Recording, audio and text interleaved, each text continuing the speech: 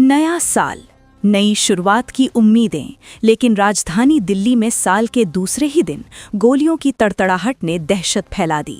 दिन दहाड़े सरेआम फायरिंग, करीब 2 दर्जन गोलियां और पूरा इलाका सहम उठा। नए साल के दूसरे दिन देश की राजधानी दिल्ली एक बार फिर अपराध की आग में झुलसती नजर आई। इस बार मामला राजधानी के रोहिणी इलाके से सामने आया है, जहां शाम होते होते गोलियों की तड़तड़ाहट से पूरा इलाका गूंज उठा। जानकारी के मुताबिक ये सनसनीखेज वारदात शाम करीब 5:30 के आसपास हुई।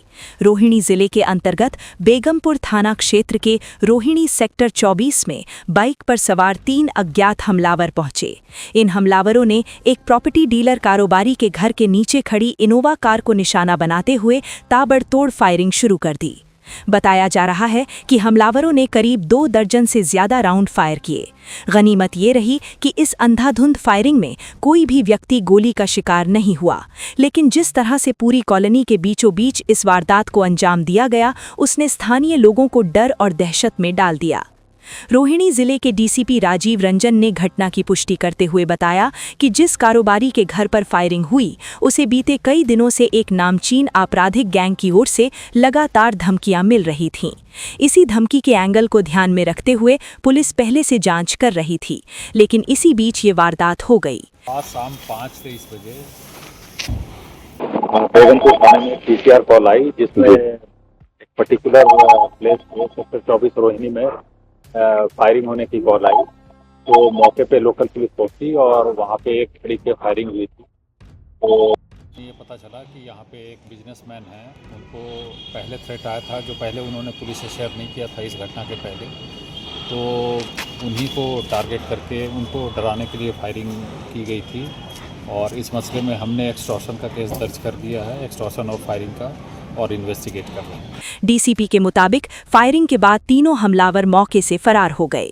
घटना की सूचना मिलते ही स्थानीय पुलिस के साथ साथ क्राइम टीम और फोरेंसिक साइंस लैब की टीम मौके पर पहुंची और साक्ष्य जुटाने का काम शुरू कर दिया गया। स्थानीय लोगों का कहना है कि शाम करीब 5:30 बजे अचानक तेज गोलियों की आवाज सुनाई दी।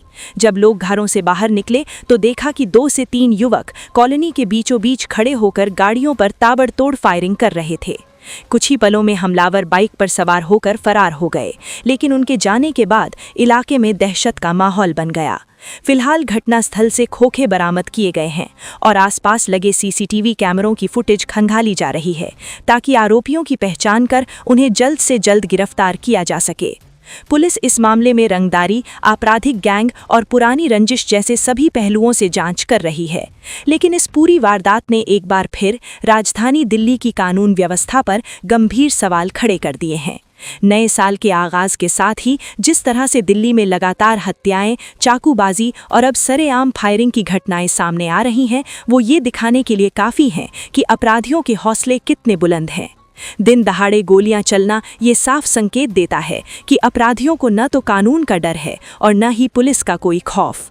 अब सबसे बड़ा सवाल यही है कि क्या दिल्ली पुलिस इस मामले में जल्द आरोपियों को पकड़ पाएगी और क्या राजधानी के लोग नए साल में खुद को सुरक्षित महसूस कर पाएंगे।